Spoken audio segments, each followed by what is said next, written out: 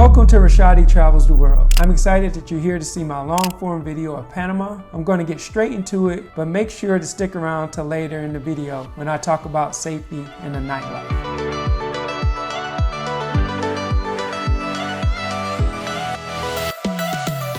When I first got there, it was lunchtime, so I went straight to La Fonda. It was a festive vibe with traditional food and live music.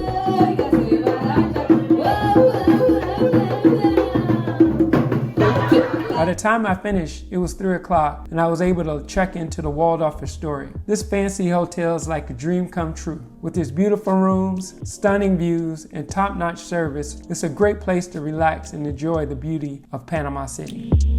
But I didn't come here to stay in a hotel, so I wandered around the neighborhood a bit before going to Azahar for dinner. As you walk in this place, it's like a speakeasy because you walk through a flower shop to get to the restaurant.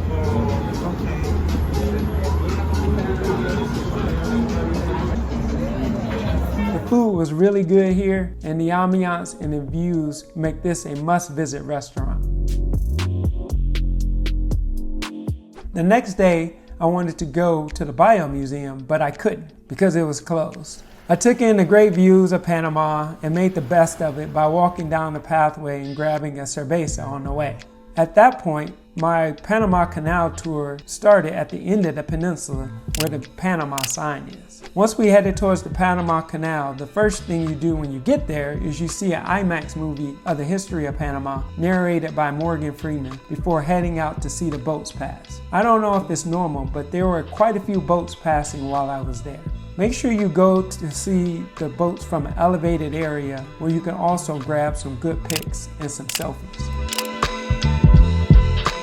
Next stop was a brief visit to Casco Viejo, the old town of Panama City. It's like stepping into a time machine. Narrow streets, colorful buildings, and cool historical sites. There's so much to explore, from ancient cathedrals to charming cafes. While there, we went to this beautiful church that had this really informative displays of different Bible scenes. They did a great job of telling the Bible stories with visuals.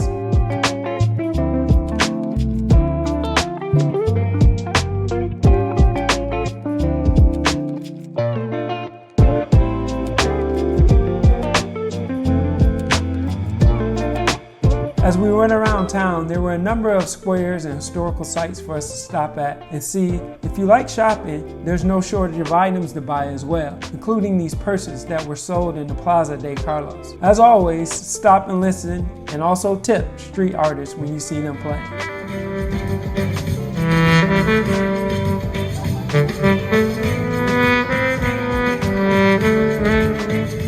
When I go places, people always ask me, is it safe? Well, I can tell you I felt comfortable there walking around both daytime as well as night. Now it's a big city, so you have to be smart and make sure you're careful when going out at night and travel in groups if possible. Okay, I'm about to talk a little bit more about the nightlife, but make sure you subscribe and like this video while you're watching. That night, I wanted to do some walking around the city, but like everything I do, it's only a matter of time before it leads me to something to eat. The next stop was La Tapa del Coco for some delicious food before heading over to Panavieira Rooftop Bar for some fantastic views, vibes, and nighttime dancing, and of course.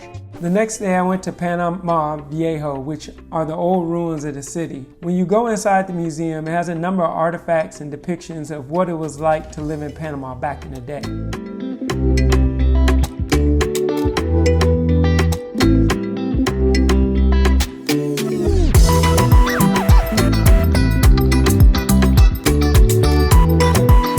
My favorite thing to do was to climb the tower. From there you have fantastic views of the city as well as the layout of the ruins and the ocean. I'm trying to tell you.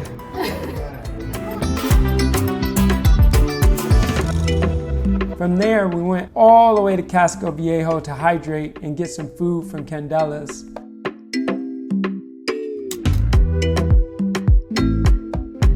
We also walked around and did some exploring, looking at the various statues and monuments before getting to see this bridge that connects both North and South America, because technically they're one continent. That's why the Olympic logo has 5 rings, one for each inhabited continent. From there, guess what we did? We ate again. This time we went to the fish market, Mercado de Mariscos. My friend knew there was some good ceviche there as well as fried fish. Our server showed us this crab close up as well. After that, we were tired and went to take a nap. But then we woke up and guess what we did? We ate again, this time at La Pulperia. After that, we went around town to several rooftop bars before calling in the night. Well, that wraps up my Panama adventure. We explored the incredible Panama Canal, enjoyed fresh seafood at Mercado de Mariscos, wandered around the charming streets of Casco Viejo, and so much more. Thanks for joining, and don't forget to hit that like button, subscribe, and ring the notification bell for more exciting adventures.